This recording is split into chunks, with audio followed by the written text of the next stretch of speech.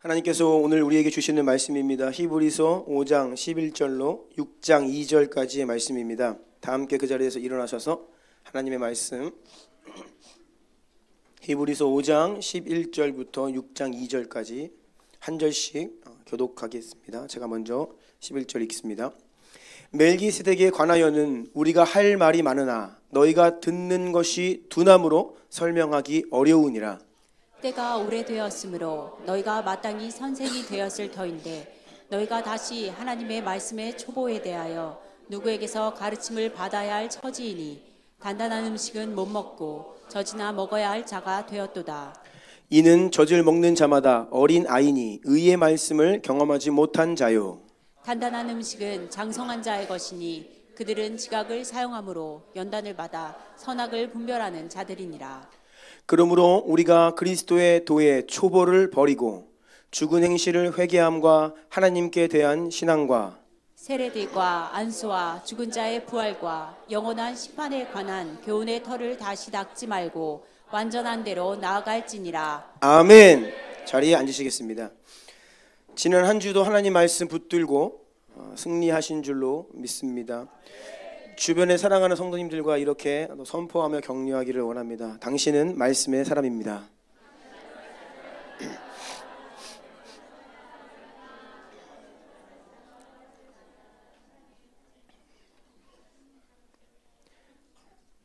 아멘입니다. 오늘 하나님 말씀 5번째 시간인데요. 제목을 같이 읽겠습니다. 시작.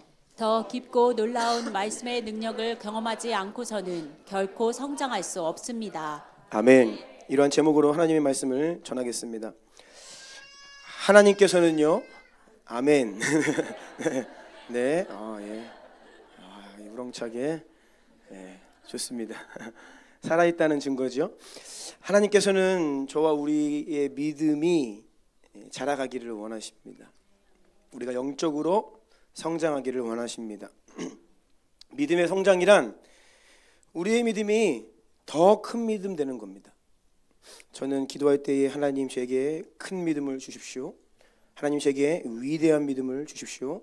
하나님 제게 산을 옮기는 믿음을 주십시오. 믿음이라고 다 같은 믿음이 아니죠. 작은 믿음이 있고 큰 믿음이 있습니다. 그래서 믿음의 성장이란 우리가 더 큰 믿음으로, 더 성숙한 믿음으로, 더 온전한 믿음으로 변화되고 완전해져 가는 것을 말합니다. 로마서 1장 17절 말씀을 함께 선포하겠습니다. 시작. 복음에는 하나님의 의가 나타나서 믿음으로 믿음에 이르게 하나니 기록된 바 오직 의인은 믿음으로 말미암아 살리라 함과 같으니라. 아멘. 복음에는 하나님의 의가 나타나서 믿음으로 믿음에 이르게 한다. From faith to faith예요. 믿음으로부터 믿음으로 향하게 한다. 표준 세번역 성경을 보면요, 믿음에서 출발하여 믿음을 목표로 합니다라고 번역되어 있습니다. 우리가 신앙생활을 처음 시작할 때 필요한 믿음이 있습니다. 출발할 때 필요한 믿음이 있고요. 시작점에서의 믿음이죠. 또 그 믿음의 경주를 끝까지 달려가는 그 과정 중에 필요한 믿음이 있고요. 또 마지막 결승선 최후 승리 통과할 수 있는 최후 승리를 얻기 위한 믿음이 필요합니다. 복음은 그냥 우리가 예수님 믿고 영접할 때만 필요한 것이 아니라 구원은 영접할 때만 구원이 아니라고 했죠. 지난 시간에 말씀드렸습니다. 우리는 구원 받았습니다. 또한 우리는 지금 구원받고 있는 중입니다. 우리는 또한 앞으로 구원받을 것입니다. 과거에도 복음이 필요했죠. 믿음으로. 현재에도 우리에게 복음이 필요합니다. 믿음으로. 미래에도 앞으로도 우리에게 복음이 필요합니다. 믿음으로 구원에 이를 수 있는 것이죠. 학생들이 공부할 때에도 믿음이 필요합니다. 여러분 어떻게 공부하십니까? 믿음으로 기도해야 합니다. 믿음으로 지혜를 구하고 내가 왜 공부합니까? 내가 공부하는 이유와 목적이 무엇입니까? 내 인생의 유일한 목적이신, 내 삶의 유일한 이유이신 예수 그리스도를 믿음으로 고백하면서 은혜를 구하면서 공부해야 해요. 아멘. 네, 우리 학생들은, 아이들은 꼭 학교에 가서도 그렇게 기도해야 됩니다. 믿음으로 지혜를 구하고 예수를 위해 살기 위해 믿음으로 지혜를 구해야 합니다. 자녀를 양육하시는 부모님들도 믿음이 필요합니다. 자녀는 나의 것이 아니라 하나님의 것이지요. 하나님께서 하나님의 것을 나에게 잠시 맡겨주신 겁니다. 그래서 믿음이 필요합니다. 내 마음과 내 뜻대로가 아니라 하나님의 뜻대로 자녀를 양육하기 위해서는 부모님들에게도 믿음이 얼마나 중요한지 모릅니다. 자녀들에게도 믿음이 필요합니다. 어떻게 하면 이 세대가 부모님들에게, 권위자들에게 순종할 수 있겠습니까? 모든 권위가 하나님께로부터 나왔다는 것을 믿음으로, 그래서 부모에게도 믿음이 필요하지만 자녀에게도 믿음이 필요해요. 그러한 믿음을 가진 부모가 건강한 권위자가 될 수 있고, 또 그러한 믿음을 가진 자녀가 부모님께 건강하게 순종할 수 있는 것이죠. 우리는 삶을 살면서 어려운 순간을 만나도 믿음이 필요합니다. 그렇지 않으면 낙심과 지난주에 말씀드린 것처럼 세상 근심으로 무너질 수 있기 때문입니다. 또 우리가 살면서 큰 성공을 거둘 때에도, 잘 나갈 때에도 더더욱 믿음이 필요합니다. 사실은요, 어려울 때보다 잘 될 때가 더 위험합니다. 더 큰 믿음이 필요할 때입니다. 사탄이 타락한 이유가 무엇입니까? 너무나 잘났기 때문입니다. 너무나 아름답고 영광스러운 존재로 지음받은 천사장이 하나님의 자리까지 더 올라가기를 원한 거예요. 너무나 잘 나갔어요. 그런데 자신의 분수에 허락된 것에 만족하지 않고 더 올라가기를 원했습니다. 그래서 교만으로 인하여 넘어졌지요. 어려운 일이 와서 넘어진 게 아닙니다. 교만 때문에 넘어졌어요. 성경은 교만은 패망의 선봉이다 말하고 있죠. 그래서 우리가 살면서 큰 어려움을 만난 것보다 더 위험한 것은 잘 될 때입니다. 내 영광이 막 내가 원하던 것을 이룰 때입니다. 그때는 우리 마음을 잘 지켜야 돼요. 그래서 잘 나갈 때에도 믿음이 필요한 것입니다. 우리는 언제나 어느 때이든지 믿음이 필요해요. 그래서 우리의 믿음이 더 온전한 믿음이 되어야만 하고, 믿음으로부터 더 큰 믿음에 이르도록 어떻게 해야 되느냐? 다시요. 복음의 그 하나님의 의가 나타나서 믿음으로부터 믿음에 이르게 한다라고 말씀하십니다. 그래서 여러분, 복음입니다. 따라해 보세요. 복음. 복음. 복음은 우리가 평생 믿음으로 살아가기 위해 붙들어야 할 바로 복음입니다. 끝까지 사명 감당하기 위해서 무엇을 붙들어야 되느냐? 복음을 붙들어야 합니다.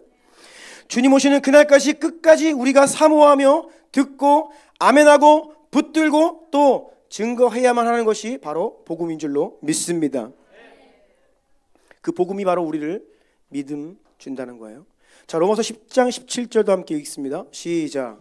그러므로 믿음은 들음에서 나며 들음은 그리스도의 말씀으로 말미암았느니라. 아멘. 또한 이 말씀에서는 믿음은 들음에서 나며 들음은 그리스도의 말씀으로 말미암았느니라. 아멘. 믿음은 하나님의 말씀, 그리스도의 말씀을 들음으로 믿음이 생긴다라고 분명하게 말씀하고 있습니다. 저는요, 그래서 지금 바로 이 시간, 제가 말씀을 전하는 이 시간 무엇보다 여러분들 안에 믿음이 일어나기를 원합니다. 올바른 설교는요, 이 메시지가 살아있다라고 한다면요, 그 말씀을 듣고 아멘하는 성도들 안에서 믿음이 막 일어나야 돼요. 없던 믿음이 막 생겨나고 의심이 거두어지고 하나님이 정말 하실 것 같다, 하신다, 그 믿음이 우리 안에 막 일어나야 돼요. 바로 이 시간이 그런 시간 되기를 원합니다. 그리고 이 시간뿐이 아니라 여러분들이 성경을 성경을 읽을 때, 하나님의 말씀을 들을 때, 설교를 반복해서 다시 들을 때, 그럴 때 계속 우리 안에 믿음이 일어나는 것입니다. 반대로 우리의 믿음이 언제 흔들립니까? 언제 연약합니까? 하나님의 말씀을 들으면 우리는 그 말씀 자체가 생명이기 때문에 믿음이 일어나요. 그런데 반대로 세상의 말을 들으면 믿음이 흔들려요. 사탄의 음성을 들으면 믿음이 흔들려요. 우리 안에 올라오는 육신의 소리를 들으면, 그 소리를 붙잡으면, 묵상하면 믿음이 흔들리죠. 에덴 동산에서 사탄이 한마디 했습니다. 정말? 진짜? 우리가 신앙생활 하면서 이 말 조심해야 됩니다. 열심히 하다가 갑자기 정말? 진짜? 과연 누군가가 이런 말을 할 수 있어요? 주변에서? 내 안에서 열심히 하다가 이런 음성이 들려올 수 있습니다. 사탄의 교묘한 거짓말을 들으면 우리가 그것을 방어하고 물리치고 할 수 있지만 일단은 그 교묘한 거짓말을 듣는 것 자체가 우리의 마음을 흔들어놔요. 믿음을 흔들기 시작합니다. 우리의 믿음이 공격받는다라는 것입니다. 그래서 우리는 어떻게 해야 하냐면 믿음은 하나님의 말씀을 들을 때 일어나고 들을 때 믿음이 자라가기 때문에 기회가 되면 틈만 나면 할 수 있으면 계속해서 하나님의 말씀을 들어야 합니다. 그리고 그 말씀을 내 입술로 선포해야 합니다. 하나님 말씀을 아멘으로 받아야 합니다. 그렇게 하나님 말씀 붙들고 순종하며 따라야 우리 안에 믿음이 일어난다는 것이에요. 이것이야말로 원수의 불화살을 소멸하기 위해 믿음의 방패를 드는 것이고요. 사탄의 거짓말에 영향받고 때묻은 우리의 심령과 마음과 생각을 주의 보혈로 씻어내는 실질적인 방법은 하나님의 말씀을 듣는 것이고 하나님의 말씀을 선포하는 것입니다. 네, 오직 하나님의 말씀에 아멘 할 때에 우리의 믿음이 다시 새롭게 된다는 것입니다. 문제는 오늘날 왜 너무나 수많은 사람들이 성도들이 연약한 믿음을 가지고 살고 있습니다. 왜 이 시대에는 진짜 위대한 믿음의 사람 찾기가 어려운가?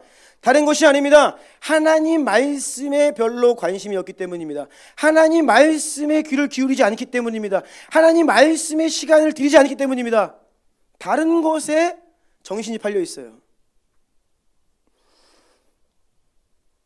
그러니 연약한 믿음을 가지고 살 수밖에 없습니다. 이전에 경험한 하나님이요, 여러분 속지 마십시오. 지금 내가 귀를 열어 하나님의 말씀을 듣지 않고 성경을 열어 하나님 말씀 읽지 않으면 우리의 마음은 그냥 이전 것이 되어버려요. 아무리 큰 은혜를 경험하여도요, 그 신앙 식는 거 시간 문제입니다. 참 영적으로 무언가를 세우고 성장하는 것은 매우 더디고 고된 일인데요, 무너지는 것은 순식간입니다. 순식간이에요.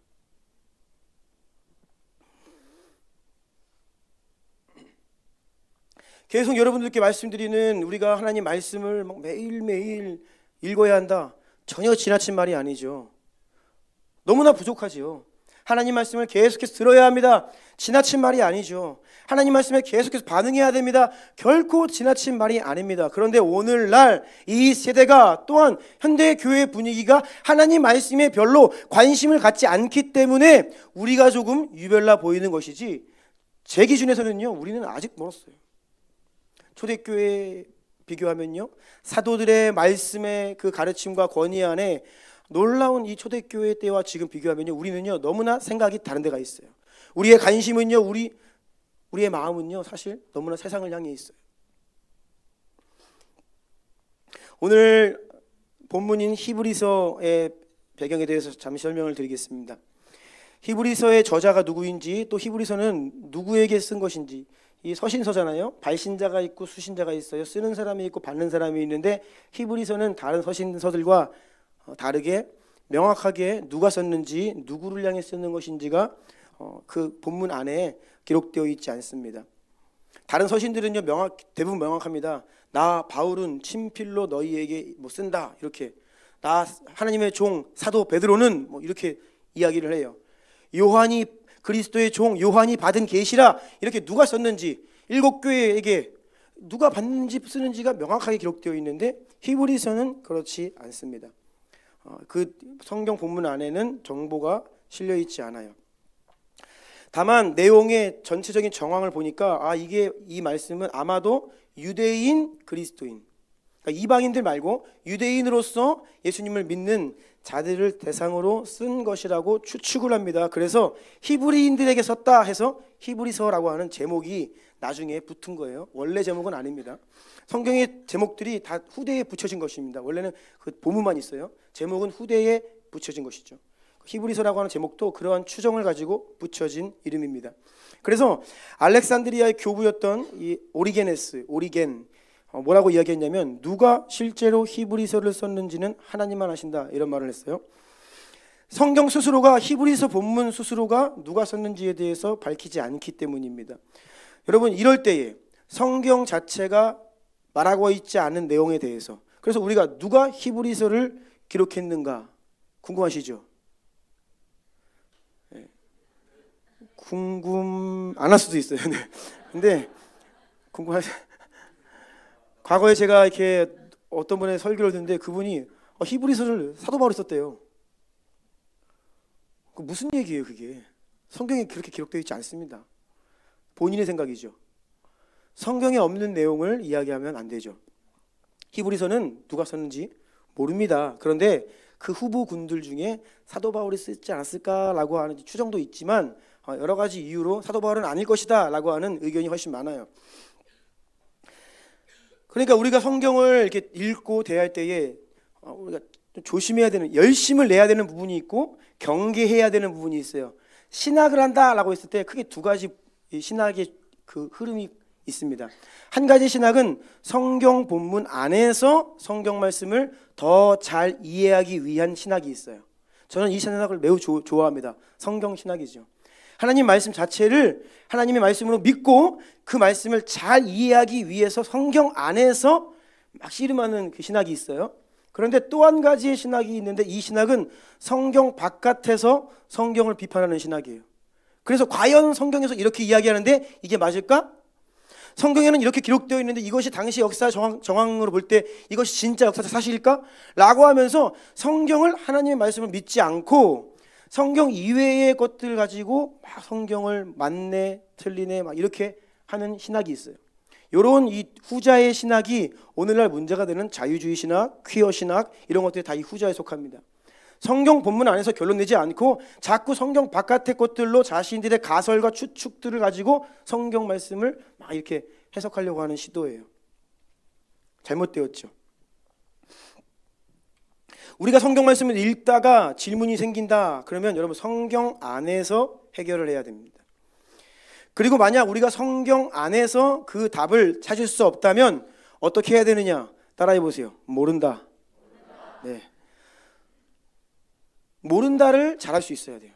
특히 저 같은 목사들은 모른다를 잘해야 됩니다. 자꾸 다 아는 것처럼 모든 질문에 답을 해주려 하다 보면 문제가 생기죠. 모른다고 이야기하는 것은 때로는 무지하거나 책임 없는 말이 아닐 수 있습니다. 하나님께서 침묵하실 때가 있기 때문이에요. 어떠한 부분에 있어서는 하나님이 더 이상 그것에 대해서 말씀하지 않으세요. 우리에게 계시하지 않으십니다. 그렇기 때문에 우리가 알 수 없는 내용들이 있어요. 그러한 영역에 있어서는 우리가 내가 모른다라고 할 수 있어야 됩니다. 이것은 무지함이 아니라 믿음입니다. 하나님이 계시해 주지 않으신 것을 모른다고 하는 것은 믿음입니다.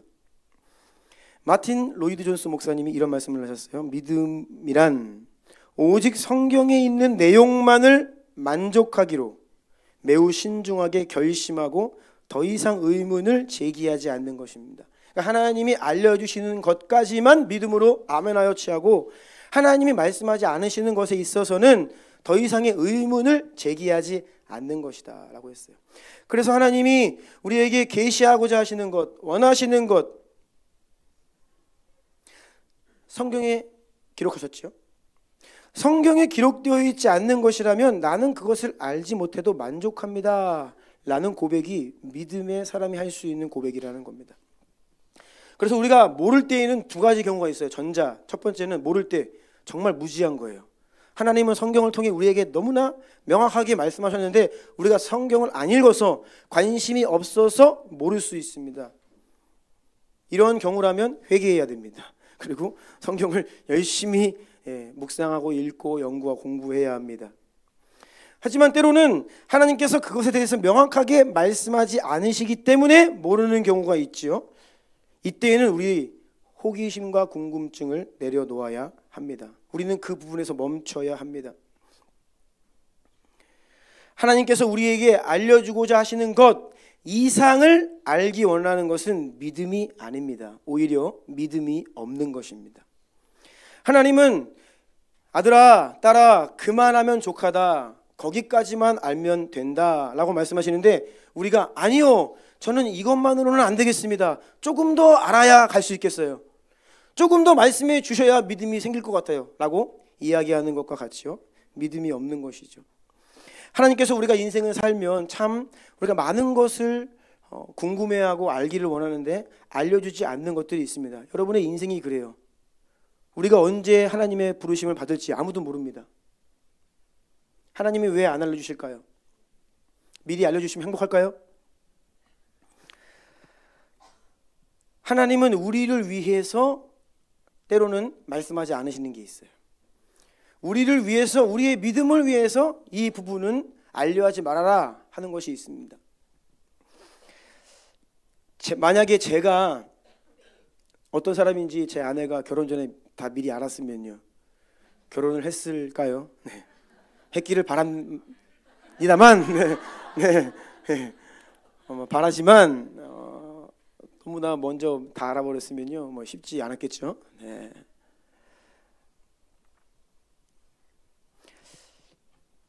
히브리서의 이 전반적인 주요 내용은요, 어떤 내용이냐면 예수 그리스도의 우월성입니다. 예수님이 가장 위대하시다. 예수님이 가장 우월하시다. 그래서 예수님보다 더 우월하거나 위대한 존재는 이 세상에 없다. 이런 내용이에요. 그러니까 예수만 바라봐라. 예수만 붙들어라. 끊임없이 예수만 따라가라. 이게 히브리서의 주요 내용입니다. 구약, 우리는 구약을 왜 구약이라 합니까? 옛 언약이죠. 옛 언약, 율법, 구약. 이 옛 언약의 성취자로 우리에게 오신, 그래서 새 언약입니다. 신약, 예수 그리스도께서는 천사들보다 우월하시다. 예수님이 천사보다 우월하시다. 이 말씀을 히브리서 1장 2장에서 합니다. 히브리서 1장 4절 함께 읽어볼까요? 시작. 그가 천사보다 훨씬 뛰어남은 그들보다 더욱 아름다운 이름을 기업으로 얻으심이니. 아멘. 그리고 3장부터는 옛 언약의 통로였던 모세가 시내산에서 토라를 율법을 받잖아요. 옛 언약의 통로였던 모세. 그 모세보다 예수님이 훨씬 더 우월하시다는 것을 말합니다. 히브리서 3장 3절 시작. 그는 모세보다 더욱 영광을 받을 만한 것이 마치 집 지은 자가 그 집보다 더욱 존귀함 같으니라. 아멘. 계속해서 히브리서는 옛 언약보다 예수님이 우월하시다는 것을 말합니다. 히브리서 7장 22절입니다. 시작. 이와 같이 예수는 더 좋은 언약의 보증이 되셨느니라. 아멘. 또한 예수님은 구약의 그 어떤 제사장들보다 더 우월하시다는 것을 말씀합니다. 히브리서 7장 23, 24절입니다. 시작. 제사장 된 그들의 수요가 많은 것은 죽음으로 말미암아 항상 잊지 못함이로되 예수는 영원히 계심으로 그 제사장 직분도 갈리지 아니하느니라. 아멘. 히브리서 7장 27, 28절도 읽겠습니다. 시작. 그는 저 대제사장들이 먼저 자기 죄를 위하고 다음에 백성의 죄를 위하여 날마다 제사 드리는 것과 같이 할 필요가 없으니 이는 그가 단번에 자기를 들여 이루셨음이라. 율법은 약점을 가진 사람들을 제사장으로 세웠거니와 율법 후에 하신 맹세의 말씀은 영원히 온전하게 되신 아들을 세우셨느니라. 아멘. 또한 계속해서 예수님은 구약의 율법의 성막이나 제사 제도보다 더 우월하시다는 것을 말합니다. 히브리서 10장 11절로 14절 시작. 제사장마다 매일 서서 섬기며 자주 같은 제사를 드리되 이 제사는 언제나 죄를 없게 하지 못하거니와 오직 그리스도는 죄를 위하여 한 영원한 제사를 드리시고 하나님 우편에 앉으사 그 후에 자기 원수들을 자기 발등상이 되게 하실 때까지 기다리시나니 그가 거룩하게 된 자들을 한 번의 제사로 영원히 온전하게 하셨느니라. 아멘. 구약의 성막이나 제사 제도보다 예수님 스스로가 성전이시라 말씀하시거든요. 요한복음에서 너희가 이 성전을 헐라 사흘 만에 내가 다시 세우리라. 자신의 육체가 성전된 것을 이렇게 말씀하셨다, 이렇게 말씀하세요. 예수님 스스로가 성막이고 성전이십니다. 그래서 이 구약의 어떠한 제사 제도나 성막 성전보다 예수님 자체가 훨씬 더 위대하고 우월하시다라는 것을 말하고 있죠. 구약의 율법과 옛 언약의 제사 제도가 그렇게 기대하던 것, 그 제사 제도가 제사장이 제물을 잡아 하나님께 나아가서 제사 드렸던 그 제사가 무엇을 이야기합니까? 무엇을 바라고 있습니까? 무엇을 기대합니까? 어디를 향하고 있습니까? 그것이 이 모든 것들이 예수 안에서 예수를 바라보는 것이고 예수님을 의미하는 것이고, 그래서 예수님이 오셔서 그것을 다 성취하심으로 인하여 그 모든 것보다 예수님이 가장 위대하시다, 우월하시다 하는 것을 이야기하는 거예요. 히브리서 8장 5절 6절도 함께 읽겠습니다. 시작. 그들이 섬기는 것은 하늘에 있는 것의 모형과 그림자라. 모세가 장막을 지으려 할 때에 지시하심을 얻은 것 같으니 이르시되 삼가 모든 것을 산에서 내게 보이던 본을 따라 지으라 하셨느니라. 그러나 이제 그는 더 아름다운 직분을 얻으셨으니 그는 더 좋은 약속으로 세우신 더 좋은 언약의 중보자시라. 아멘. 그러니 어떤 구약의 율법이나 의식이나 전통이나 절기나 제도가 아니라 이제는 오직 예수를 붙들어라. 오직 예수만 붙들어라. 이것을 강하고 일관되게 말씀하는 것이 히브리서의 전체 내용입니다. 이러한 맥락에서 이제 예수님이 구약의 제사장들보다 우월하시다라는 것을 설명하는 부분에서 나오는 인물이 멜기세덱이라고 하는 사람이에요. 멜기세덱은요, 모세가 시내산 위에 올라가서 이 제사 제도에 대해서 하나님께 계시를 받잖아요. 어떻게 성막, 성소, 지성소, 제사장 직분들을 이 세팅을 해가지고 하나님께 제사하고 예배를 드려야 되는지를 모세가 시내산에 올라가서 받단 말이에요. 그런데 아브라함 때는 그것보다 훨씬 이전 시대인데, 아브라함 때에 이 멜기세덱이라고 하는 사람이 등장을 해요. 그러니까 모세가 어떤 제사장이나 제사 제도에 대해서 하나님께로부터 계시를 받기 오래전에 이미 멜기세덱은 하나님의 제사장으로 있었어요. 히브리서 7장 1절로 3절입니다. 시작. 이 멜기세덱은 살렘 왕이요 지극히 높으신 하나님의 제사장이라. 여러 왕을 쳐서 죽이고 돌아오는 아브라함을 만나 복을 빈 자라. 아브라함이 모든 것의 10분의 1을 그에게 나누어 주니라. 그 이름을 해석하면 먼저는 의의 왕이요 그 다음은 살렘 왕이니 곧 평강의 왕이요 아버지도 없고 어머니도 없고 족보도 없고 시작한 날도 없고 생명의 끝도 없어 하나님의 아들과 닮아서 항상 제사장으로 있느니라. 아멘. 6절과 7절도 읽겠습니다. 시작. 레위 족보에 들지 아니한 멜기세덱은 아브라함에게서 10분의 1을 취하고 약속을 받은 그를 위하여 복을 빌었나니 논란의 여지 없이 낮은 자가 높은 자에게서 축복을 받느니라. 아멘. 그러니까 믿음의 조상 아브라함이 멜기세덱에게 12조를 드립니다. 또 그 자리에서 멜기세덱이 아브라함을 축복합니다. 축복 기도를 해줘요. 그러니 당연히 아랫사람이 윗사람에게 예물을 드리는 것이다. 낮은 자가 권위자에게 드리는 것이고 권위자가 자기 권위 아래에 있는 자를 축복하는 것이다. 이러한 영적인 원리의 근거에서 멜기세덱의 반차를 따라오신 예수님을 설명하기 위해, 그러니까 그 어떤 제사장보다 훨씬 더 우월하신 예수님을 설명하기 위해 이 멜기세덱이라고 하는 인물을 잠깐 소환을 해가지고 설명을 하려고 하는 거예요. 그러니까 이분은 참 미스테리한 인물입니다. 살렘 왕이다 그랬습니다. 살렘이란 샬롬, 평강의 왕, 예루살렘의 옛 지명입니다. 그러니까 이미 예루살렘의 성막과 성전이 세워지기 오래전부터 그 살렘의 왕으로서 있었던 사람이 멜기세덱이에요. 후대에 그 자리에 솔로몬의 성전이 서지요. 그곳에서 이제 다윗이 그 이전부터 다윗이 성막에서 하나님의 언약궤를 예루살렘으로 모셔와서 하나님을 예배하고 이것들을 얼마나 흠모하고 사모했는지를 우리는 다 알고 있죠. 이 멜기세덱이라고 하는 사람은요, 창세기 본문에 별다른 기록이 없습니다. 그냥 하나님의 제사장이다. 그리고 믿음의 가장 선조 아브라함으로부터 11조를 취하고 아브라함을 축복한 사람이다. 그러니까 미스테리한 인물이에요. 그래서 성경에는요, 그의 아버지가 누군지 어머니가 누군지 족보가 뭔지 시작한 날도 없고 끝도 없고 그에 대해서는 기록되어 있는 것이 거의 없다. 아주 신비로운 인물이다 라는 것을 이야기하는 거예요. 그러면서 다시 말씀드립니다. 구약의 다른 제사장들보다 더 위대하신 우월하신 예수님을 설명하기 위하여 이 멜기세덱을 빗대어서 멜기세덱의 반차로 오셨다. 예수님은요 레위 지파가 아닙니다. 아론의 후손이 아니잖아요. 유다 지파예요. 근데 그분이 제사장이라고요.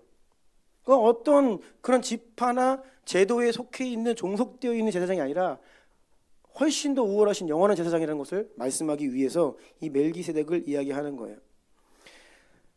그런데 오늘 본문 5장 11절부터 6장 전체까지 이러한 예수님의 우월성을 설명하다가 잠깐 멈추는 거예요. 그리고 다른 말을 하는 겁니다. 오늘 본문 11절 다시 한번 보겠습니다. 히브리서 5장 11절 시작. 멜기세덱에 관하여는 우리가 할 말이 많으나 너희가 듣는 것이 두나무로 설명하기 어려우니라. 아멘. 너무나 할 말이 많다는 거예요. 예수님을 멜기세덱과 관련하여서 하고 싶은 말, 즉 이 성경 저자가 하나님께로부터 받은 이 구약 성경을 기초로 한 계시가 많이 있어서 이것을 좀 풀어주고 싶은데 뭐라고 말씀하냐면 이 편지를 받는 너희들이 너무나 성경에 무지하다, 영적으로 여전히 그렇게 어린 아이와 같으니 어떻게 이 신비스러운 계시를 너희에게 설명할 수 있겠느냐, 답답해서 설명하던 것을 잠시 멈추고 하소연을 하는 거예요. 오늘 읽은 본문이. 만약 히브리서를 받는 성도들이 성숙한 성도들이었다면 우리는요 이 멜기세덱에 대한 더 깊은 계시를 전수해 받았을 수 있습니다. 그런데 너무나 그들의 상태가 영적으로 어린 아이와 같아서 많은 말을 하고 싶었지만 많은 말을 못하게 되는 상황이었다는 것이에요. 너희가 듣는 것에 두나무로라고 했습니다. 이 두나다라는 것은요 이 히브리서 안에서 이 두나다는 말은 게으르다라고 하는 말로도 번역이 됩니다. 두나다, 듣기에 두나다, 듣기에 게으르다. 마음과 영적인 상태를 말합니다. 그리고 이것은 좀 더 문자적인 의미를 보자면 어떤 말을 해도 듣는데 깨닫지 못하는 거예요. 어떤 말이 와도 전혀 반응이 없는 거예요. 변화가 없는 거예요. 이 말이 전혀 영향력이 없는 거예요. 그리고 자신이 듣는 그 말에 주의하지 않는 거예요. 집중하지 않는 거예요. 관심이 없는 거예요. 이러한 상태를 너희가 듣기에 둔하다, 게으르다 라고 하는 것입니다. 이러한 상태에 있는 사람에게 무엇을 설명하기란 매우 어려운 일입니다. 여러분, 관심이 없는데 이야기하는 것은 정말 어려워요.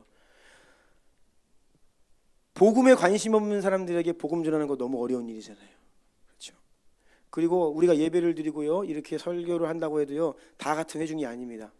정말로 하나님의 말씀을 막 사모하는 회중이 있고요, 별로 그냥 그 말씀 언제 끝나나 빨리 끝나면 좋은 그런 회중도 있습니다.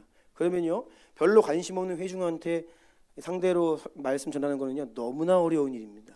너무나 고통스러운 일입니다. 그래서 제가 늘 말씀드리는 겁니다. 아멘으로 화답하는 게 뭡니까? 그 말씀을 내가 듣고 있습니다. 맞습니다. 진리 하나님 말씀으로 취합니다. 나 그 말씀을 사랑합니다. 사모합니다. 붙들고 살기를 원합니다. 그렇게 반응을 하는 거죠. 성령 하나님의 교제하심이 코이노니아가 이게 무슨 말이에요? 성령님은요, 일방통행이 아닙니다. 말씀이 선포되면요, 다시 하나님께 올려지는 거예요. 하나님이 우리에게 은혜를 베푸시면 우리가 은혜를 예배를 올려드리죠.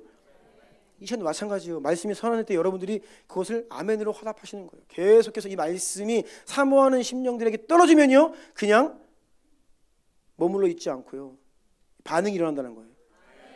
그 듣기에 두나무로는 뭐예요? 그게 없다는 거예요. 반응이 없다는 거예요. 전혀 영향가가 없다는 거예요. 여러분, 우리는 우리의 마음과 영적인 상태가 혹시 나는 듣는 것에 둔한 사람은 아닌지 스스로 진단해야 될 필요가 있습니다. 듣기는 듣는데 내 마음에 터치가 없다면 저는요, 하나님 말씀을 들을 때 우리 마음이 막 뜨거워져야 된다고 믿습니다. 막 우리의 마음이 뜨거워져야 돼요. 믿음이 일어나야 되고, 그렇지, 내가 이렇게 살면 안 되지, 믿음 가지고 살아야지. 그리고 말씀을 아무리 들어도 변화가 없다면, 또 오늘도 좀 그런 분들이 계신 것 같은데 좀 졸리고 자꾸 딴 생각나고 막 그러면요, 우리 마음은 혹시 듣기에 둔한 것은 아닌지 살펴봐야 된다는 것이에요. 다음 구절입니다. 12절입니다. 시작. 때가 오래되었으므로 너희가 마땅히 선생이 되었을 터인데 너희가 다시 하나님의 말씀의 초보에 대하여 누구에게서 가르침을 받아야 할 처지이니 단단한 음식은 못 먹고 젖이나 먹어야 할 자가 되었도다. 아멘. 다시 말씀드립니다. 하나님께서는 구원받은 저와 여러분 우리 모두에게 바라고 기대하시는 것이 있습니다. 그것은 어린 아기가 태어나면 시간이 지날수록 그 시기에, 개월수에, 또 해를 거듭할수록 그때의 적절한 정상적인 발달 단계라는 것이 있죠. 아이가 이제 시간이 지나면 목을 가누기 시작하고요. 뭐 시간이 지나면 뭐 기기도 하고 뒤집기도 하고 뭐 이런 게 정상적인 발달 단계가 있어요. 부모는 그것을 기대합니다. 그때가 되었는데 말을 좀 늦게 한다? 부모님 딱 걱정하잖아. 왜 말을 못하지? 걸을 때가 됐는데 왜 못 걷지? 무언가 다른 아이들보다 늦어지면 부모가 염려를 하는 거예요. 혹시 어디가 아픈가? 문제가 있는 것은 아닌가? 이와 같이 성도가 예수님을 믿고 중생했다, 영적으로 다시 태어났다라고 한다면 그때는 어린 아이와 같은 성도라고 할 수 있습니다. 그런데 하나님은 우리에게 기대를 하십니다. 우리가 정상적으로 잘 자라가기를, 무엇보다 하나님의 말씀인 영의 양식을 처음에는 어린 아이처럼 젖만 먹을 수가 있고요. 그리고 너무나 부드러운 음식부터 조금씩 먹을 수 있죠. 하지만 시간이 지나면 점점 더 단단한 음식을, 강한 음식을 먹을 수 있어야 된다라는 것이에요. 처음에 신앙생활할 때에는요, 필요한 것은 사랑과 격려와 축복과 지지입니다. 막 격려해주고, 막 조금 하면 잘합니다. 잘해요. 뭐 예배 드리려면 와도 잘한 거죠. 주일날 안 빠지고 오면 그거 잘한 거예요. 잘했습니다. 그런데 시간이 지나고 믿음이 조금 성장하면요, 그때부터는 조금 더 단단한 음식이 들어가기 시작합니다. 하나님이 이전에 안 하셨던 말씀을 하기 시작하세요. 권면을 하시고, 때로는 책망도 하시고, 쓴소리도 들을 수 있어야 됩니다. 저는 무엇보다 우리가 정말로 믿음으로 장성한 자가 된다라는 것은 앞에서 목사가 잘 요리해서 여러분들에게 전해주는 이 부드러운 음식만 먹는 게 아니라, 이제는 여러분 스스로가 말씀의 원재료인 성경 말씀 그 자체를 가지고 스스로 읽고, 그 원재료를 스스로 요리하고 스스로 맛있게 먹을 수 있어야 되고, 그것을 요리해서 다른 사람을 섬기고 먹여줄 수 있어야 됩니다. 이게 장성한 자라는 것이에요. 지난 금요일 토요일 날 우리가 스몰 처치 예배를 드렸는데 청년들이 MT를 갔다 왔습니다. 그래서 MT를 갔다 왔는데 가서 금요일 밤에 바베큐를 맛있게 먹었는데요, 다 먹고 보니까 많이 남았어요. 김치도 많이 남고, 밥은 거의 한 솥 가득 남았고, 고기도 남고, 막 소세지도 남고 많이 남았어요, 뭔가. 그래서 제가 다 남았길래 그냥 지나가는 말로 한마디 했습니다. 이거 뭐 내일 아침에 먹어도 되겠네. 제가 그것을 기대하고 이야기한 건 아니거든요. 근데 그런 말을 하자마자 바로 이 성자가 그 다음날 식당을 취소하더라고요. 예약되어 있는 식당을 취소하고, 형제, 자치 경험 있는 형제 3명이서 그냥 뚝딱 그 대책회의를 하더니 내일 아침에 나가서 장을 좀 봐가지고 아침을 하더라고요. 다음날 아침에 우리가 감동 먹었잖아요. 와, 남은 재료를 싹 다 소진하는데 얼마나 맛있게 아침을 했는지, 김치 볶음밥에 계란국에 남은 팽이버섯을 전까지 만들어가지고 우리가 정말로 제가 오랜만에 박수를 쳤습니다. 막 열렬히 박수 쳤어요, 제가 막. 너네 정말 대단하다.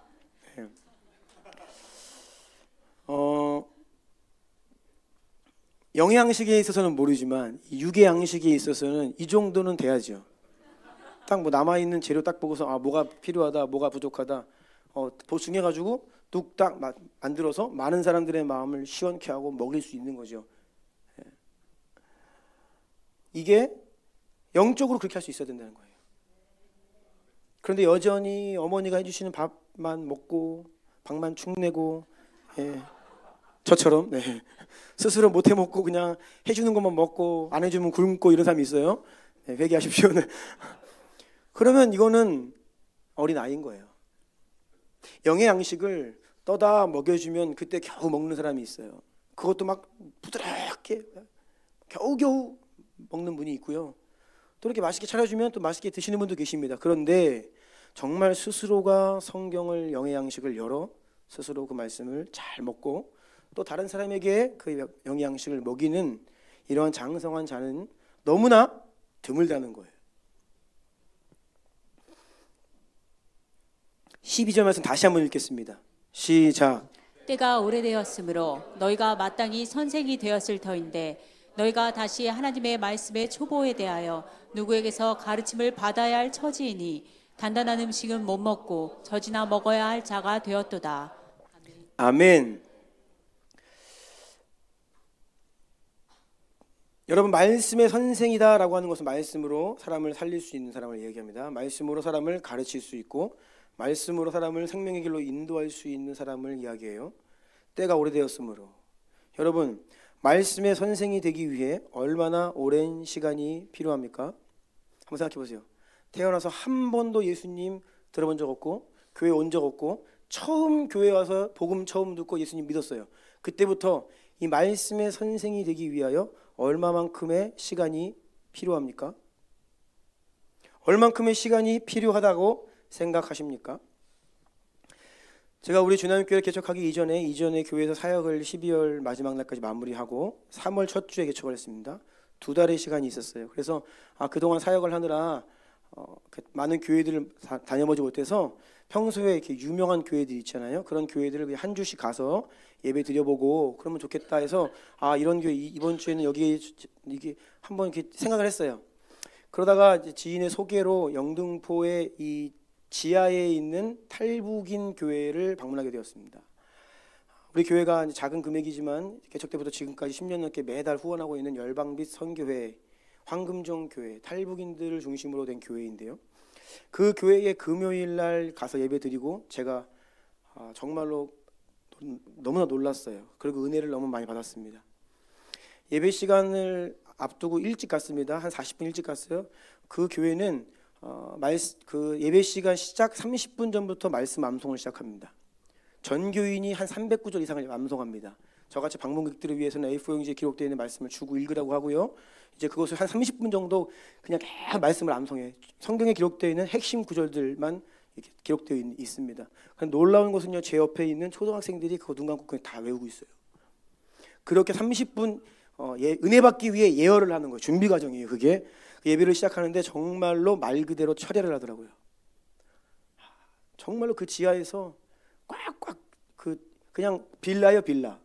어떤 이런 상가 건물도 아니고 빌라 지하에서 그냥 꽉꽉 들어차서 밤새 예배를 드리는데 그냥 뭐 얼마나 하나님을 뜨겁게 예배하고 기도하고 그러든지요. 새벽 2시가 되니까 잠깐 브레이크 타임이 있더라고요. 간식을 먹고 다시 모여서 기도해요. 그래서 한번 그 금요일 날 예배를 가서 다른 교회 갈 필요 없겠다. 나 그냥 개척하기 전까지 여기 나와서 은혜 받아야겠다. 그래서 금요일마다 가서 예배를 드리면서 은혜를 받았어요. 그 열방비 선교회 최광 목사님의 그 사역의 간증입니다. 이분이 지금은 이제 중국에서 추방을 당해서 더 이상 중국을 들어갈 수 없죠. 본래 이분이 신학교 시절에 방학 때를 이용하여서 이제 중국 가서 탈북인들에게 복음을 전하고 이런 일들을 사역을 시작하시다가 장기적으로 그 사역을 하시다가 이제 추방을 당하셨는데 어떤 방식이셨냐면 이렇게 탈북한 사람들이 있어요. 불법 체류자죠. 그러니까 막 쫓겨다니느라 막 스트레스 받고 공안들이 잡으려고 하고 그러니까 너무나 힘들게 살아가는 거예요. 탈북인들을 만나면 제안을 하는 거예요. 내가 입혀주고 재워줄 테니까 내가 시키는 대로 할래. 그러면 거의 100이면 100 그렇게 할게요. 따라온다는 거예요. 그렇게 사람을 한 10명 모으면 다른 저기 멀리 지방 도시로 그 사람들을 데리고 가서 아파트 한 채 이렇게 임대를 해가지고 거기에 딱 집어넣고 그때부터 뭘 하냐? 재워주고 입혀주고 먹여주는데 그때부터 하루 종일 성경 통독을 시킵니다. 그때는 테이프죠, 카세트 테이프. 성경을 빠르게 읽는 속독 카세트 테이프를 틀고 성경을 준 다음에 무조건 그냥 읽어라. 안 읽으면 밥 못 먹는다 하는 거예요. 그래서 이제 그러다가 막 그냥 막 다 때려 부시고 나가는 사람들도 있고 뭐 버티는 사람도 있고 뭐 나가봤자 어디 가겠어요. 뭐 잡혀가지고 북송되면 그냥 죽는 거잖아요. 그러니까 그냥 뭐 마지못해서 앉아서 그냥 시키니까 하는 거예요. 그래서 하루에 거의 10시간씩 통독을 하고 3시간씩 기도시키는데 뭐 기도는 나중에 이제 하나님 만나야 하겠죠. 계속 그것만 하는 거예요. 설명도 안 해주고 이게 뭔지도 얘기 안 해주고 그냥 틀어주고 읽어라 하는 거예요.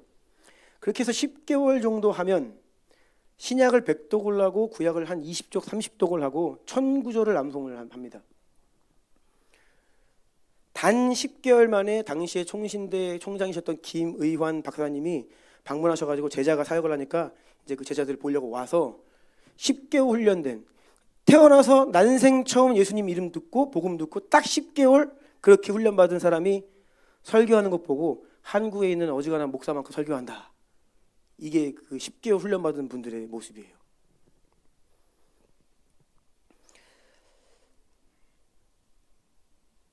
몇 개월 안 됐을 때의 일이라고 합니다. 히브리서 강해를 오늘 우리가 읽는 히브리서 강해를 하는데 1장 강해를 마치고 2장으로 들어가려고 하는데 한 한 학생이죠. 학생이 손 들고 이야기를 해요. 목사님, 히브리서를 설명하실 때 출애굽기와 레위기 본문과 예수 십자가를 연결해서 자세히 강의해 주십시오. 이게 처음 복음 예수님 믿은 지 몇 개월 안 되는 사람이 질문하는 거예요. 또 주일날 설교를 하시는데 안식일에 손 마른 자를 고치신 본문으로 말씀을 전하는데 목사님 안식일을 설명해 주시되 안식일과 안식년과 희년을 함께 설명해 주십시오 라고 질문했다는 거예요. 사실 안식일, 안식년, 희년은 제가 신학교 가기 전부터 제가 굉장히 관심 분야입니다. 저도 청년 때 이 부분에 아주 관심이 많아서 연구를 많이 했는데 안타깝게도 제가 여기 전공인데 저에게 안식일과 안식년과 희년에 대해서 질문하는 분이 안 계셔서 제가 설명 안 드리고 있어요.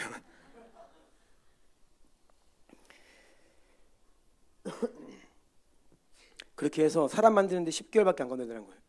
그래서 10개월 만에 한 기수 끝나면 절반 정도는 다시 복음 들고 북한 가겠다는 거예요.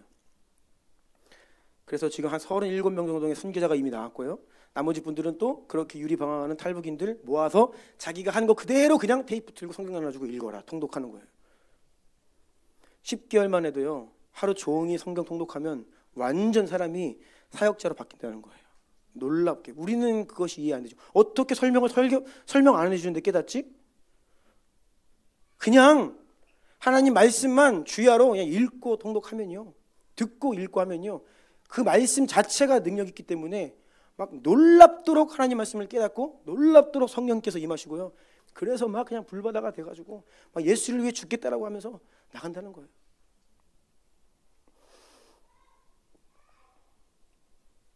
여러분, 우리는 예수님을 믿은 지 얼마나 되었습니까?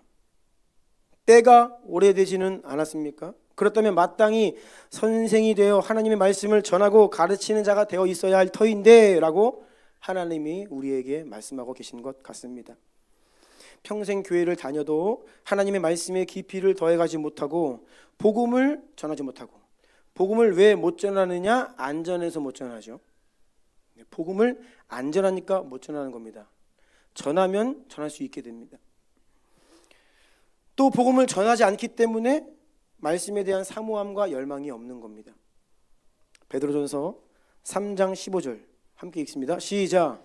너희 마음에 그리스도를 주로 삼아 거룩하게 하고 너희 속에 있는 소망에 관한 이유를 묻는 자에게는 대답할 것을 항상 준비하되 온유와 두려움으로 하고. 아멘.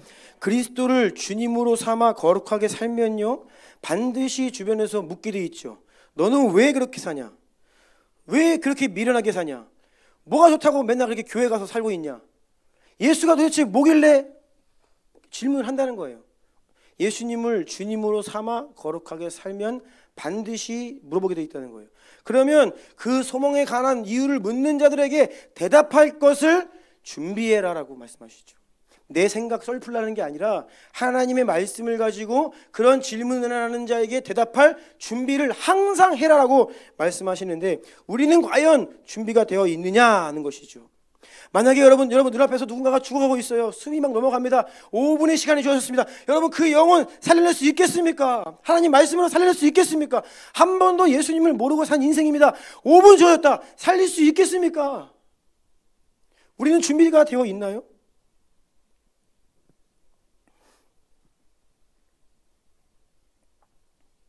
너희가 다시 하나님의 말씀에 초보에 대하여 누구에게 가르침을 받아야 할 처지이니 단단한 음식은 못 먹고 젖이나 먹어야 할 자가 되었도다. 시간이 너무나 많이 지났는데도 여전히 아직도 가르침을 받아야 된다니. 하나님의 말씀의 초보는요 기초, 원리 그런 거예요. 아니 복음의 가장 기초도 가르침을 여전히 받아야 될 처지이니. 주남교회를 10년을 다니셨지만 여전히 기초반을 또 해야 되니 이런 말이에요. 기초반을 계속 하는 이유가 뭡니까? 재수강 하시라고 하는 이유가 뭐예요? 가르칠 수 있도록. 네. 여러분들이 그걸 가지고 가르칠 수 있도록 재수강하는 거예요. 그냥 은혜 받으라고 들어오라는 거 아닙니다.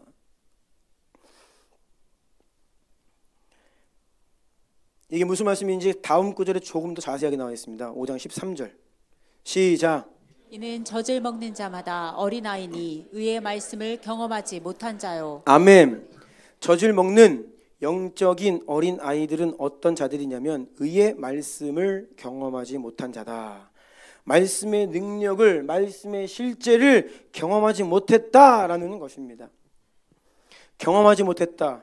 이게 좀 더 정확한 의미로는 익숙하지 못하다, 능숙하지 못하다, 서툴다 그런 말이에요. 여러분은 말씀을 경험한 자들입니까? 성경은 그냥 글이 아니에요. 말씀은 그냥 지식이나 정보가 아닙니다. 하나님 말씀은 따라하십시오. 영이요 생명이다. 영이요 생명이다. 아멘.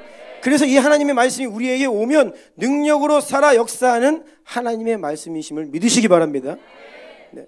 하나님의 말씀이 영감된, 성령께서 감동하신 완전한 하나님 말씀입니다. 영감됐다 이 말이 뭐냐면 이 성경의 내용 안에 하나님의 숨결이 불어넣어져 있다. 생명이 들어가 있다. 아멘.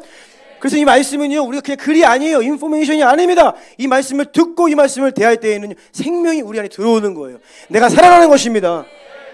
이러한 말씀의 능력, 의의 말씀을 경험하고 있느냐라고 묻는 것입니다. 그 의의 말씀을 경험하지 못하기 때문에 여전히 때가 오래되었어도 어린 아이와 같다라고 말씀하고 있어요. 14절입니다. 읽겠습니다. 시작. 단단한 음식은 장성한 자의 것이니 그들은 지각을 사용함으로 연단을 받아 선악을 분별하는 자들이니라. 아멘. 여기에서 장성한 자다, 성숙한 자, 온전한 자, 완전한 사람 그런 의미예요. 지각을 사용함으로 연단을 받는다. 이게 무슨 의미일까요? 그러니까 지각, 우리의 모든 감각, 우리의 모든 기능들을 총동원하여서 하나님의 말씀을 막 해석하고 연구하고 읽고 막 이해하고 묵상하고 하는 거예요. 우리에게 주신 모든 기능들을 총동원해서 하나님 말씀을 지각을 사용한다는 게 이런 의미예요. 그러면 연단을 받는다, 훈련된다는 거예요. 그때 우리가 강하게 된다는 것입니다. 그렇게 되어야 어떻게 됩니까? 선악을 분별할 수 있게 된다. 네. 여러분 거짓은요 사람을 묶습니다. 미신 묶어요. 뭐 며칠 무슨 날 이사하면 안 되고 묶지요. 하지 말아야 될 게 생기는 거예요.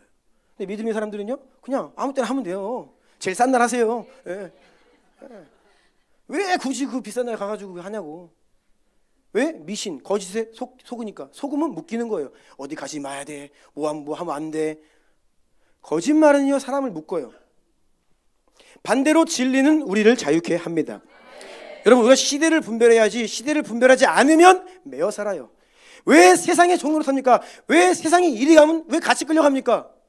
저기다 그러면 왜 거기 바라보고 있어요? 끌려 사는 거예요. 분별이 안 되는 거예요.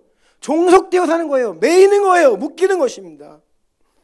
하지만 진리의 말씀으로 장성한 자가 되어서 지각을 사용함으로 연단되고 훈련되어 옳고 그름을 분별할 수 있으면 그때부터 자유하게 살 수 있습니다. 오로지 예수 그리스도, 오로지 생명의 길. 주님이 여기라고 하시는데 누가 뭐라 그래도 그냥 가는 거예요. 글로.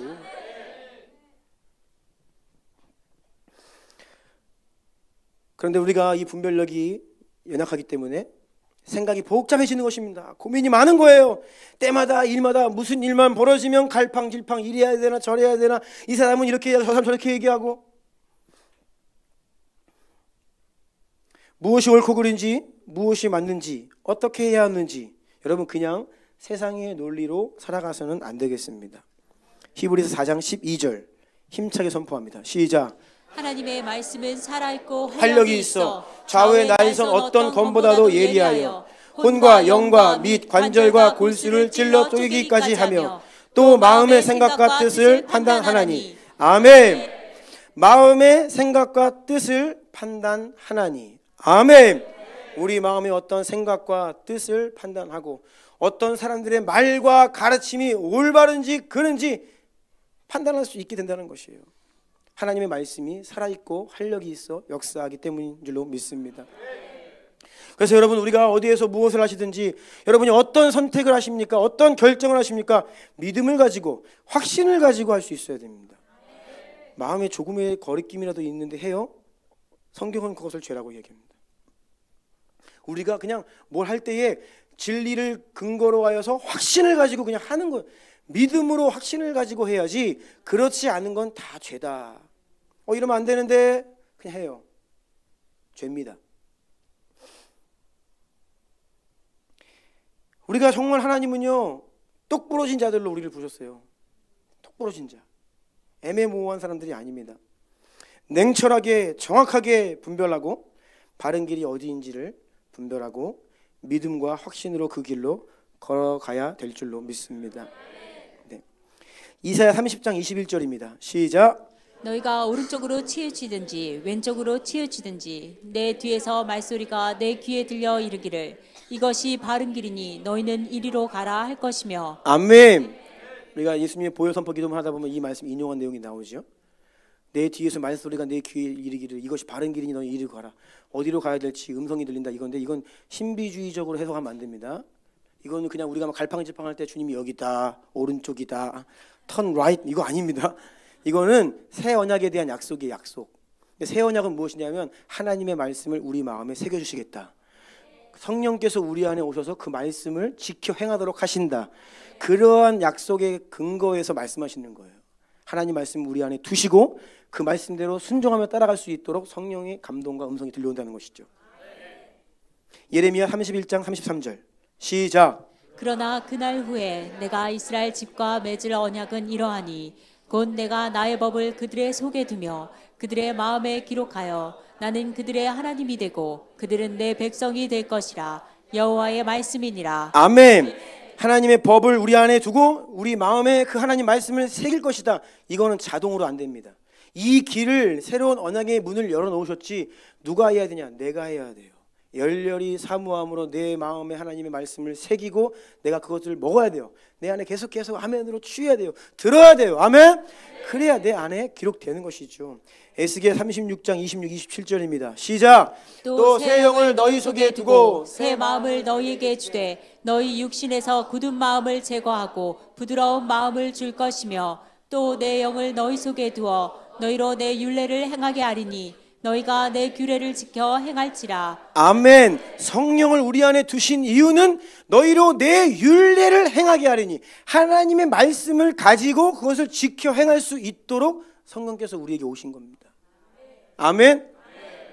그러니까 성령께서 하시는 일이 무엇이냐면 성령님 자체가 아니에요. 성령님은 자신을 드러내지 않으세요. 잘 오셔서 말씀을 계시하시고 예수를 계시하시고 예수를 따르게 하시고 예수를 주인 삼게 하시고 하나님께 영광을 올려드리게 하시고 그 일을 위해 오신 분이에요.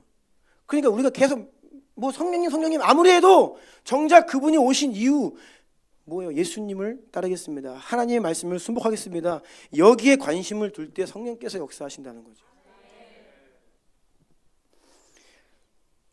그러할 때 비로소 다음의 말씀이 우리에게 실제가 됩니다. 시편 119편 105절입니다. 시작. 주의 말씀은 내 발의 등이요 내 길의 빛이니이다. 아멘. 아멘. 그래서 여러분 하나님의 말씀이 내 발의 등이요 내 길의 빛이니이다. 이게 그냥 막 되는 게 아닙니다. 내가 이 말씀을 믿음으로 붙들고 하나님 말씀이 내 발의 등이라면서요. 그럼 발걸음 뭐예요? 하나님 말씀 기억하고 붙들고 살아야죠. 하나님 말씀으로 어두운 데를 비추면서 여기가 길인가 아니면 또랑인가 분별하면서 가야죠.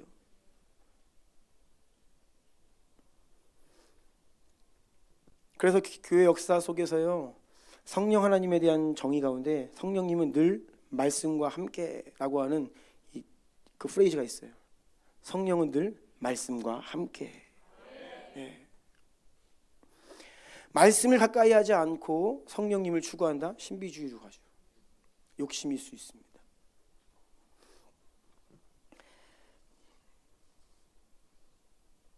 자, 그래서 6장으로 넘어갑니다. 히브리 6장.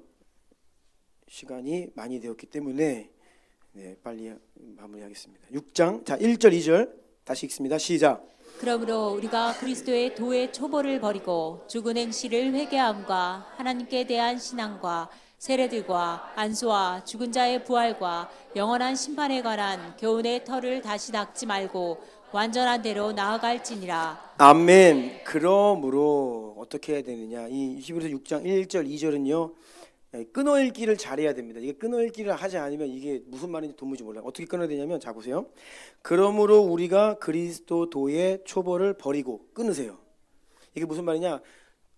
그리스도 도의 초보를 버리라는 것이 아니라 더 이상 거기에서 가르침을 받아야 될 그런 어린아이 처지 있지 말아라. 빨리 졸업해라. 그 어린아이 같은 수준에서 이제 빨리 졸업해라, 성장해라 그 말이에요. 버리고 끊어야 돼요. 그러면 그 뒤에 나오는 내용이 그리스도의 도의 초보에 대한 내용이에요.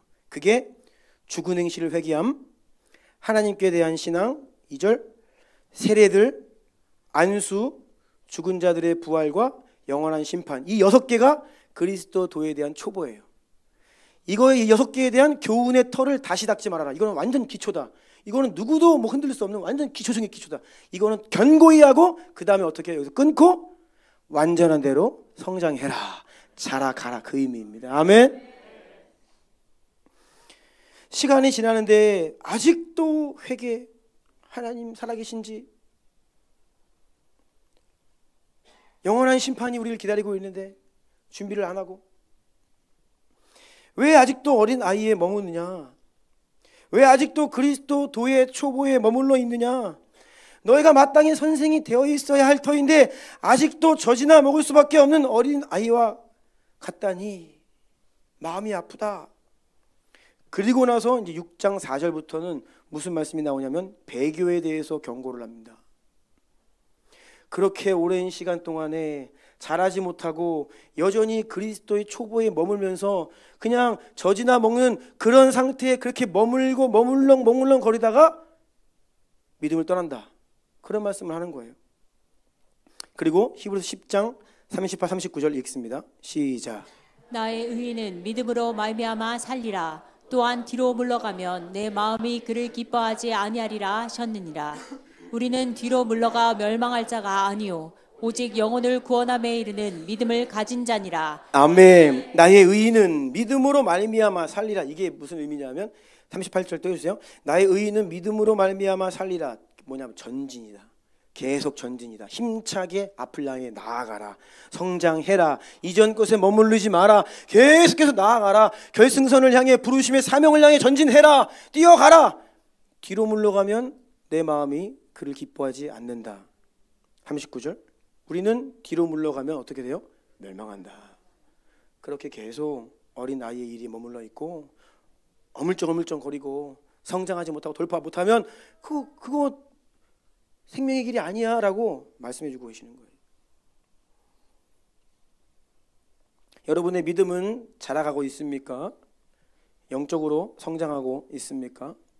만약 그렇지 않다면 생명의 길이 아니라 뒤로 물러갈 수 있다는 거예요. 근데 뒤로 물러가거나 머뭇머뭇거리면 넘어진다는 거예요. 그렇게 살다 보면 믿음을 잃어버린다는 거예요. 그렇게 살다 보면 하나님을 떠날 수 있다는 거예요. 그래서 정신을 차려야 한다라는 말씀을 하고 계신 줄로 믿습니다. 그리스도도의 초보에 대한 내용들은 다음 시간에 좀 이어서 하기를 원하고요. 마지막으로 한 말씀만 더 보겠습니다. 요한 1서 2장 27절입니다. 시작. 너희는 주께 받은 바 기름 부음이 너희 안에 거하나니 아무도 너희를 가르칠 필요가 없고 오직 그의 기름 부음이 모든 것을 너희에게 가르치며 또 참되고 거짓이 없으니 너희를 가르치신 그대로 주 안에 거하라. 아멘. 우리 안에 주님께 받은 기름 부음이 우리 안에 거한다. 성령님을 말씀하십니다. 성령께서 우리 안에 오셨어요. 그분이 우리 안에 이미 오셨잖아요. 그래서 아무도 너희를 가르칠 필요가 없다. 이것은 원칙적인 말씀하시는 거예요. 정말 필요 없다는 말이 아니라 사실은 우리 모두가 성도들은요 다 그러한 가능성이 있는 거예요. 사실 누군가로부터 가르침을 받을 필요 없이 우리 안에 계신 성령 하나님과 그분의 기름 부으심으로 인하여서 우리가 하나님의 말씀을 묻고 읽고 하면요 그 성령께서 우리를 말씀을 깨닫게 해주신다. 뭐 신비하게 기도하다 보면 뭐가 임한다 그런 말이 아니라 하나님의 말씀 자체가 능력이고 생명이고 영이기 때문에 이 말씀을 열렬히 간절히 사모함으로 읽고 가까이 하고 하면요 성령의 역사로 말미암아 이게 깨달아진다는 거예요. 스스로. 아멘. 저는 그래서 이 말씀을 근거로 주나님 성도들 누구라도 진지하게 열심을 가지고 간절히 기도하며 시간을 구별하여 하나님의 말씀을 읽고 연구하고 묵상하면 여러분들 모두가 상당한 수준까지 상당한 깊이까지 말씀의 사람이 되실 수 있습니다. 이 말씀에 근거하여 10개월이면 된다 그랬잖아요. 문제는 무엇입니까? 우리의 관심이 다른 데 있어요. 성령님을 원하신다라고 하는데 너무 신비주의적으로 성령님을 원하고 있어요. 그분은 우리에게 말씀을 깨닫게 하시고 말씀을 순종하게 하시고 말씀을 따라가기를 원하시는데 말씀에는 귀 기울이지 않고 가까이 하지 않으면서 성령님 어떻게 해야 돼요? 다소 신비주의적인 요소가 있다는 거 이 안에. 여러분, 믿음의 은사가 믿음의 정도가 아닙니다. 저는 굉장한 은사가 역사하지만 믿음이 별로인 분을 종종 보았습니다. 뭐 환상을 보았다, 성령의 음성을 들었다, 신령한 꿈을 꾸었다, 내가 병을 고쳤다, 귀신을 쫓아내었다. 지금 말씀드린 것 여기에서 상당히 저는 뭐 별로 할 말이 없습니다. 목사님들 모이면요, 막 어떤 때 막 교회가 막 부흥하고 막 하나님 성령께서 역사하실 때 막 귀신들이 떠나가는 이야기들을 막 해요. 제가 그때 다 듣고서 한마디 합니다. 목사님, 저는요 36시간 기도했는데 안 떠나더라고요. 저는 실패한 경험이 있습니다.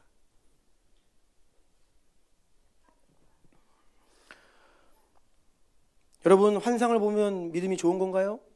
신령한 꿈을 꾸면 믿음이 성숙한 사람입니까? 성령의 감동이 막 밀려오면 영적으로 믿음이 좋은 거예요? 믿음이 큰 겁니까? 아니죠.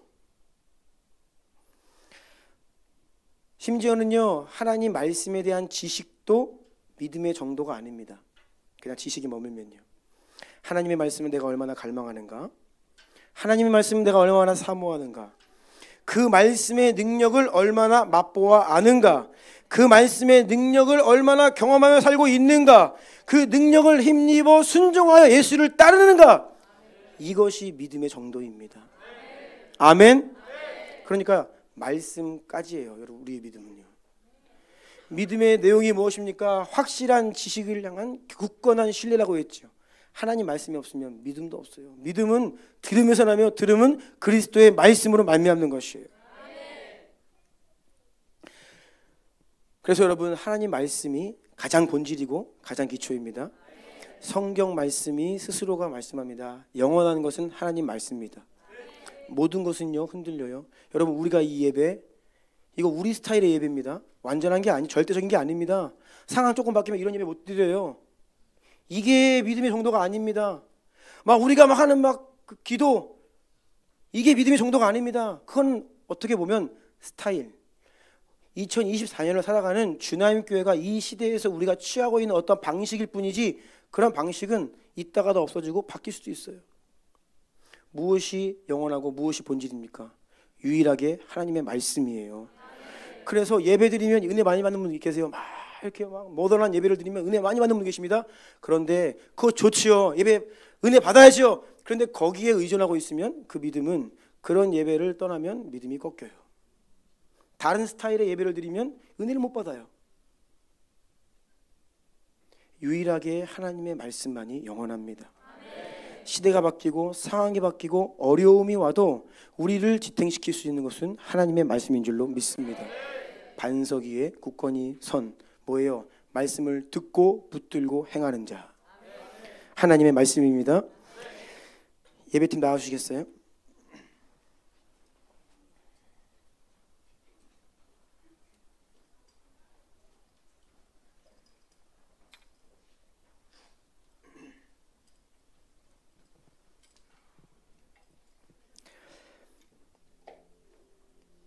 우리가 많은 경우에 참 기도를 하거나 어떤 예배를 드리거나 또 기도원에 올라가거나 집회를 가거나 하면요, 은혜를 받습니다. 굉장히 큰 은혜를 받아요. 그래서 막 하나님이 주신 은혜 때문에 막 눈물도 흘리고 막 인생도 한번 드려보고, 하나님께 우리 막 더비 연합 집회하면 막 콜링 하잖아요. 주님을 위해 풀타임으로 인생 드릴 사람 막 몰려 나와요. 막 불같이 주님 위해 살겠다고 하죠. 그런데 그렇게 수련회 끝나고 삶으로 돌아오면요, 시간이 지나면 꺼져요. 그렇게 믿음으로 아멘 하고 돌아갔는데 또 옛날 상처가 또 올라와.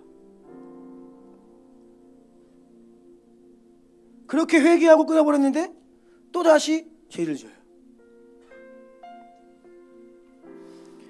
왜 우리가 은혜를 경험하는데 금방 다시 이전으로 돌아가고 다시 무너지게 됩니까?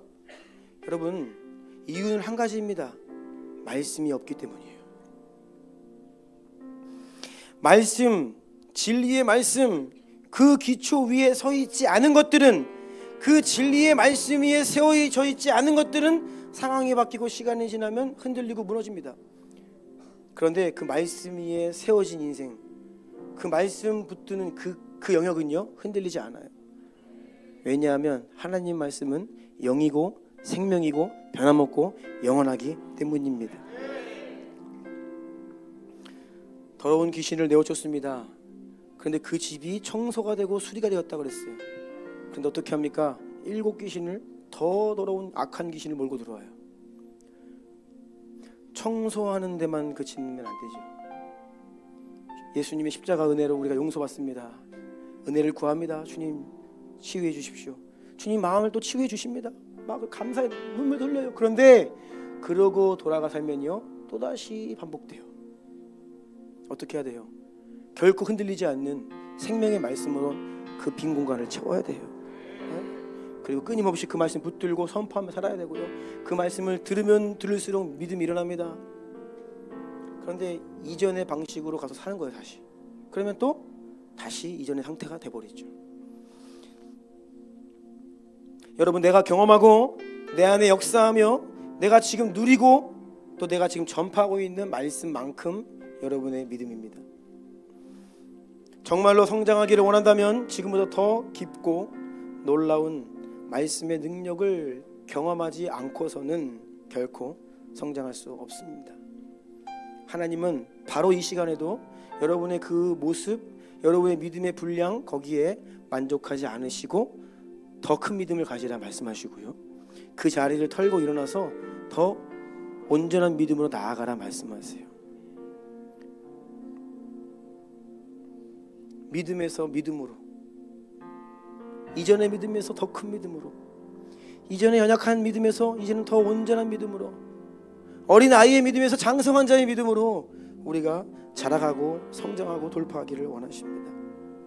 그렇게 하나님께 부름받은 우리는요, 본래 주님을 따라 살면요, 결국은 영적인 장수가 되어 있고, 이제는 가르침을 받는 자가 아니라 가르치는 자로, 은혜를 받는 자만이 아니라 은혜를 흘려보내는 자로, 사람을 살리는 자로, 열방을 추수하는 자로 여러분 모두를 예외 없이 부르고 계신 줄로 믿으시기 바랍니다. 이 시간 기도합니다. 때가 오래되었으므로 너희가 말씀의 선생이 되어 있어야 터이온데 아직도 젖이나 먹는 어린 아이와 같다. 주님의 탄식이 우리를 향해 계신 것은 아닌지 우리의 모습을 돌아보면서 여러분 돌파하기를 원하시고 성장하기를 원하시면 무엇보다 말씀의 사람 되게 하옵소서. 의의 말씀, 능력의 말씀 내 안에 살아 역사하옵소서. 하나님의 말씀을 갈망하고 사모하는 마음을 내 안에 부어주시옵소서. 하나님 말씀 붙들고 살아가게 하여 주시옵소서. 우리 주님의 이름 세 번 부르고 기도합니다. 주여!